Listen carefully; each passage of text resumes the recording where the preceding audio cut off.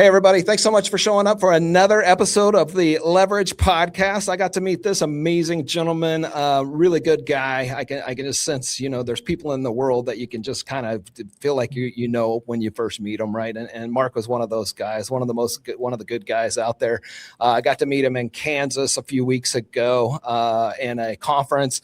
So, Mark, tell our audience a little bit about who you are and how do you make money? How do I make money? Well, my business is Expressit Messaging, and it is I'll say a service that allows people to stay in touch. That's kind of the top level, drive, repeat, and referral business. And as you said, I'm in the Wichita area. Been here about 3 years. So I started about 2 years ago as far as actively in the business. And I have a back office I'm affiliated with, and just try to help people is kind of the bottom line. I love it. And I know Mark's business is, I'm going to let him go in a little deeper into it, but he had a great presentation up on stage. And I know he's talking a lot about, how we're back to send outs, right?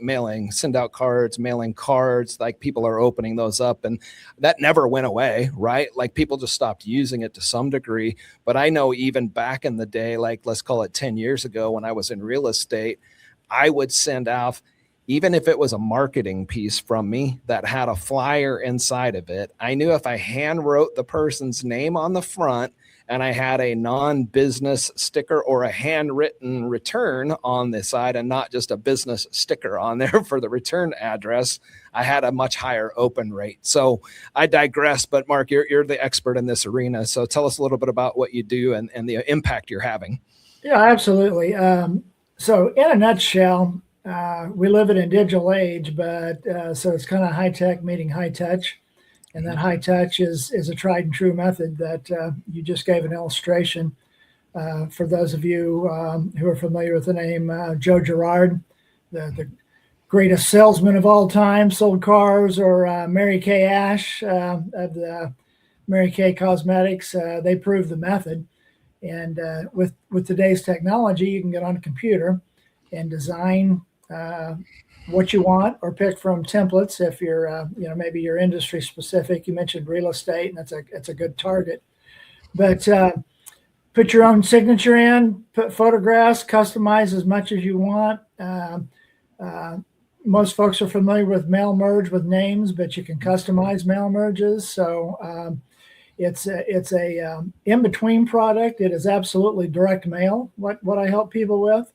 But it's not sending out 5,000 at a time for prospecting. I emphasize the take your existing customer base. Now, can be used for prospecting, absolutely. But I think the low-hanging fruit for a lot of folks, because we all emphasize that new business, is our existing customer base. Getting the next sale, staying in touch, turning the transaction into a relationship, and just helping folks stay in touch, and as well letting them know what all we do. Because if you have a multi-products or service type business, we know what we do, and we've told our customer once or twice, but they don't always remember. So that's another good use for the system too. Yeah. And I can't remember what the stat was, and you may know it, but I know there was a Harvard stat that like somebody had to have 6 to 8 conversations, right, or touch points before they really could recall, right, who you are or what you do, right? Yeah. Well, they say 7 to 12 as far as, that's a general, you see that figure a lot. But if you look at the other side, on the prospecting side, or the follow-up side, balanced against the prospecting, most sales folks do a poor job of going past once or twice. 100%. You do 3 or more, you're head and shoulders above other people.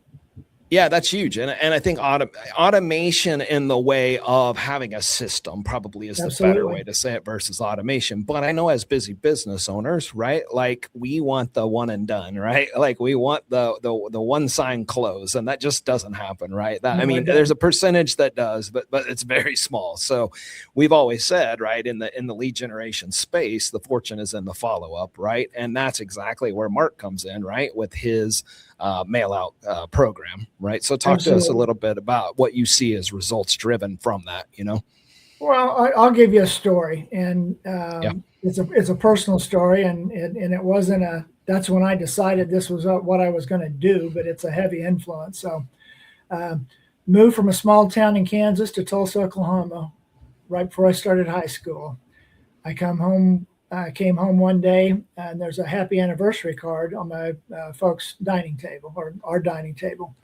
And my first thought was, oh no, I've forgotten their anniversary. And then when I realized we were not in the right time of year, I picked it up and looked at it. And Twyla from John Housem's Gallery of Realtors in Tulsa, Oklahoma, had sent my mom and dad a happy anniversary card, anniversary of buying the house. Now, my folks stayed in that house for 30 years. So there was no repeat, but I know at least two other people that moved to Tulsa with my dad's company were their referrals. And I didn't have to go back and ask. It made an impression on me. I knew that. I knew that name. It just stuck in my head. And then along the way, I had a friend who started a follow-up business, and he concentrated in personal watercraft and motorcycles. And he was a little more on following up the follow-up service after the sale. You know, if you get a motorcycle, you get it in to be you tune up and serviced and things like that. The possibilities are endless. I learn from my customers every day, different ways or different reasons to use the system, and it is automated. It's kind of like going to the gym in January for a time or two, because you have to put some effort in and some thought into what you want to do, but you plan out the whole year, put them in the automation, and then you get the benefit the whole year long. Unlike the gym where you quit going, you don't build your muscle anymore. But with the automation involved today, you let it fly and make some minor adjustments, add people when you need to add them, take them out when you need to take them out. But you've done the heavy lifting one time at the beginning of the year. Yeah. And that's what we talk a lot about, like leverage on the Leverage podcast. Is leverage isn't always just human beings coming into work for you, right? Leverage is contracting the work out, right? Like, and Absolutely. finding those right services. So when I look at leverage, right, I'm like, Mark gives me leverage in that I don't have to do it, right? Mark is going to do it. I'm going to pay Mark, obviously, for those services, and I'm going to hold that relationship to an ROI, right? Of course, but Mark provides that leverage for me, right? And so, Yeah. what leverage are you? Do you have leverage in your life or in your business, right, or in a past business? Like, talk to me a little bit about pieces of leverage, or even talk about, like, obviously your current product and services and how that's providing leverage. Yeah. So here's with my particular business. So this is an illustration on both sides. It's the business, but it's also what I help people with. Um, I moved to a new town. I've been in and out of Wichita my whole life, but not lived here. So I didn't have a network of friends and no fraternal organizations or anything like that. So I basically started from not having any network. And so I would go to different networks, 4 or 5 or 6 different ones in a week's time. BNI, Chamber of Commerce, Wichita Independent Business Association, 1 Million Cups, different organizations. And the way I've used the system to build my own business is I'll have 3 or 4 cards in the queue that not only will put Mike's name on Mike's card and Jane's name on Jane's card, but it also, with a customized merge field, will say, good to meet you at BNI or whatever event you were at. And then, hope to get to know you a little bit better so we can support each other and grow. And then I put some of my contact information on the back of it. And I say I have different cards in the queue. If I meet somebody casually, I'm not quite as strong as I would be if I were at a networking event. Mm-hmm. get those things done ahead of time. And I can come home and have 5 or 6 business cards from different events that I went to for the week, put those new people into the system, and then join those 5 or 6 people with a particular card I want to send, hit the send button. It gets produced the next day and mailed out. And next time I see that person, they say, "Oh, I got your card. Thank you." Or sometimes they'll email me or call me, but it's kind of a neat technology, and it does leverage my time. Now, as you go on and you have existing clients, obviously there's onboarding things people want to do. There are customer maintenance things that I think we should be doing, and I can give you some examples of that. But to tell me where you want to take it. I mean, you can't see my phone, but this is a photo of a card that I got from Mark, right? Just meeting him at the conference, right? So I put it in my phone, and I was like, there we go. Proof is in the works. Yeah, and that was from the event where we met each other, and I did that with more than you. But I loaded those folks in that I met new. Even though it's the town I live in, I met a lot of people I didn't know before. Wichita's not a huge town, but it's I don't know everybody yet. I'm working on that, but yeah, and sent that out and put some pictures in from the event and make that contact. So and like you said, it's not a one and done. I don't expect anybody to call me up and say, "Hey, how'd you?" Although this has happened, most people don't call me up and say, "Hey, how'd you do that?"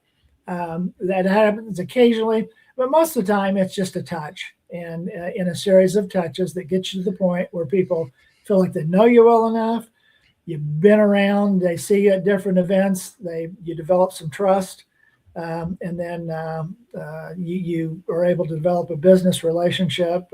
B&I calls it visibility, credibility, and profitability. And I'm not afraid of the word profitability. It needs to be done in the right way, obviously, but that's what we do as business people. We provide a service or a product that improves doing, and we both win. And that is my capitalism, yay capitalism. So. Yeah. No, I love that too. And I'm all about like surrounding myself with business owners that are mutually aligned to win together. You know what I mean? And I think it's cliche. A lot of people say that, of course, but you can really feel the people that are in it to, win together, right? It can't be a one-way street, right? For sure. What metric do you use that you pay closest attention to, or what should a business owner be looking at from your standpoint of a key? There's a lot of metrics, so I'm not trying to go through a litany of them, but what's one big one that you feel like is something? It's tough. It's tough to know with what I do, especially on the prospecting side, what I've been doing. I gave you doesn't follow in every situation, the analogy I gave with my mom and dad. But I know if you stay in touch with people, I hate to say this out loud, I don't have good metrics. But at the same time, I know what we get in our mailbox, and I know, Maya Angelou said, people forget what you did, but they won't forget how you made them feel. So if you can send a card at the right time, I've had people say, "Well, that's the only birthday card I ever had, I ever got this year was the birthday card you sent me."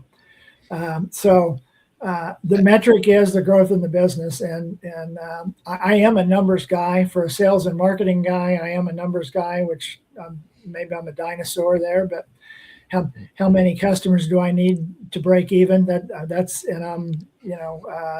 are the things I look at as the bottom line in growth and getting there. But just like from the digital things, we don't always know. I'm not downgrading digital. I think it's important. It needs to be part of the mix, quite frankly. The texting, the emails, podcasts, social media. I just know that this works. I've used it in other businesses as well. Yeah, I think it's a full complement, right? To me, I look at everything has its place, and it's a tool in the tool chest, right? I think Absolutely. like I don't think just posting on Facebook gets you as much business as posting on Facebook, running a podcast, sending out mail cards, things like that, right? It's the what I used to call the omnipresent strategy.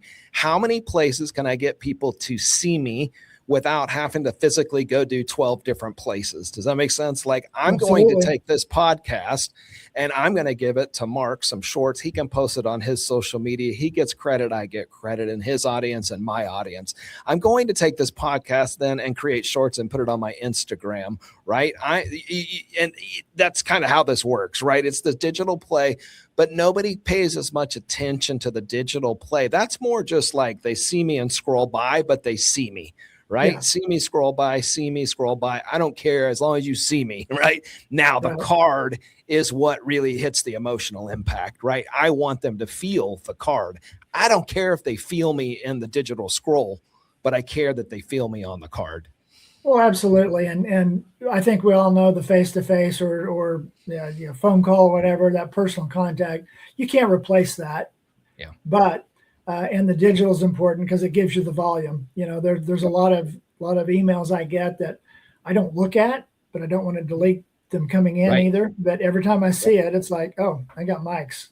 Yeah, I see absolutely. that. And that used to be the great thing on what we do, like you're saying, with the mailers, right? Like I would send out flyers in personal envelopes, and I could have done postcards, but for me personally, I figured postcards, they see it, throw it away. I knew that they would open the envelope. Now they might be mad that I sent them a flyer and they're just like, but guess what? I don't care. Guess whose name they saw? Me. They didn't couple it up with 7 other postcards and throw them in the trash, right? They had to open the envelope. Again, I'm not saying anything's wrong with postcards. My strategy was force them to open an envelope, find my open house flyer, find my whatever, right? And they go, Mike. Now they might be like, dang it, Mike, why are you sending me this stuff? But I didn't care. They saw Mike, a real estate agent, part of that 6 to 12 times that they get to see me. Well, and here's a complimentary story, and this is again just a one-off, but got a person that asked their clients to do Google reviews, and then they send them an email and ask them to do a Google review, and it's been 2 or 3 weeks later, and it's just not happening in any big numbers, right? Okay, so how about sending them a postcard about 10 days after that, after you send that email? And I saw you could tell the difference. In other words, now not everybody did. You didn't get 100%, but we never will.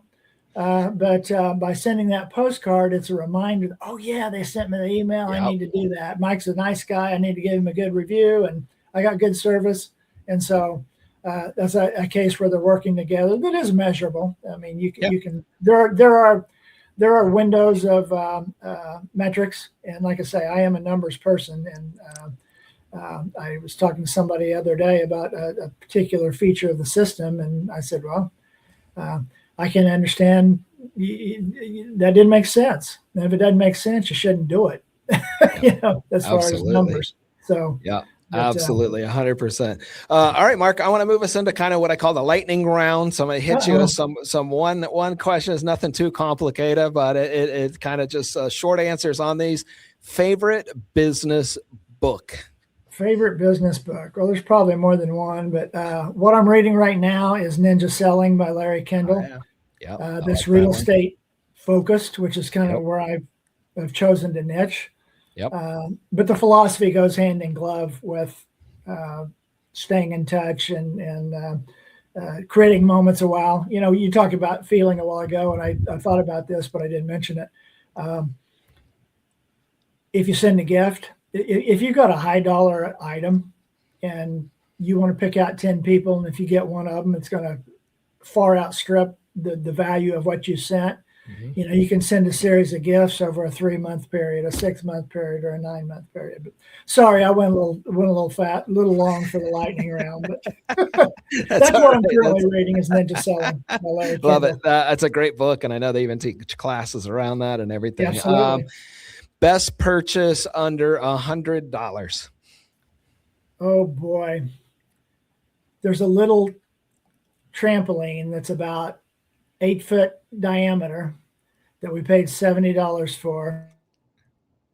it. It's got the walls around it, the mesh around it.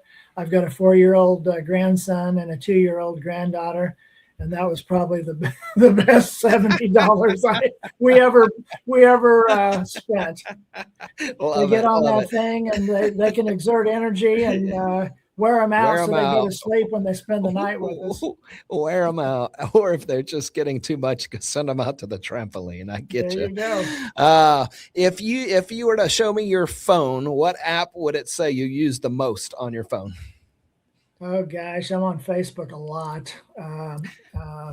It just, real estate industry. I'm on LinkedIn as well, but that is less applicable to the real estate in general. It's a little broader for general business, which is good too. But I spend way too much time on Facebook, and I do play a little bit of solitaire, but only on my laptop. I don't put it on my phone because I know my inclinations. So. Yeah, 100%. Most impactful habit that you have? Oh gosh. I'd say the follow-up. I'm wired that way. I've done it in other, as I said, this business as a business has only been happening a couple of years, but I've used a system similar to what I'm using now, but maybe not quite as robust for 20 years. And I would say just following up, saying thank you. The name of my company is Expressit Messaging. First for everybody should be gratitude. And we're seeing more and more research that says the folks with the attitude of gratitude not only better mentally, but we're more healthy physically as well. So it's interesting. Absolutely. All right. The last question I got for you on the lightning round, since this is the Leverage podcast, is what is your definition of leverage? Well, I think it's finding things that are going to give you a multiplier more than you could do, whether it's, you mentioned human. There can be human leverage. It can be tools. It can be technology.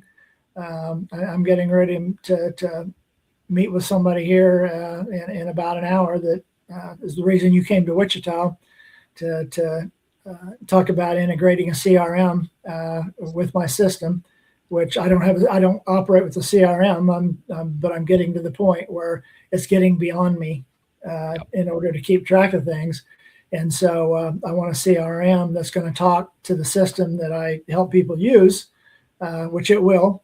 So when something gets entered in the CRM, it goes into the system that you can send a card or a flyer or a postcard or a gift.